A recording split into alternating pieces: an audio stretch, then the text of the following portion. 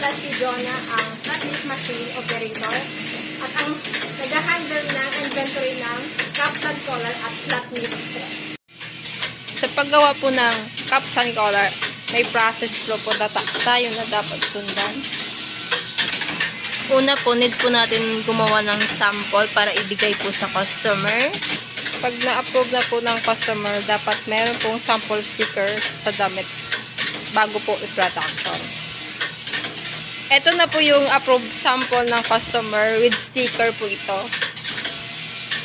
At ito na po yung pinaproduction. Ang saktong sukat ng collar po ay 17 inches ang haba at 3.5 ang lapad. Sa cups naman po ay 27 ang haba at ang lapad naman po ay 1.5 inches. Dito naman po tayo sa sinulid. May 4 na klase ang thread ng flat knit machine. Una ay span polyester. Ito po ay ginagamit sa full bleed, MTO special order, jersey ribbings, at jacket ribbings at saka hoodie jacket. Pangalawa ang sewing thread. Ginagamit din po ito sa cups and collar, full bleed collar.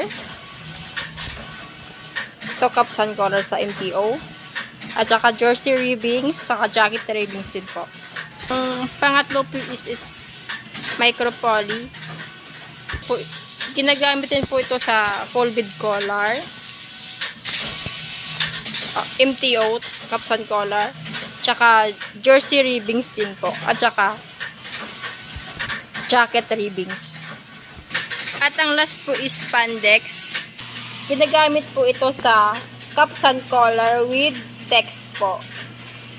Ayan po siya, sample. Dito po sa area nito, ito po ang nakalagay ang sewing thread, span polyester thread, micro poly. At dito naman po sa area ito, dito po nakalagay ang mga nagagamit ng mga sinulid. Dito naman po sa area nito, dito po nakalagay ang mga stocks na mga cups and collar.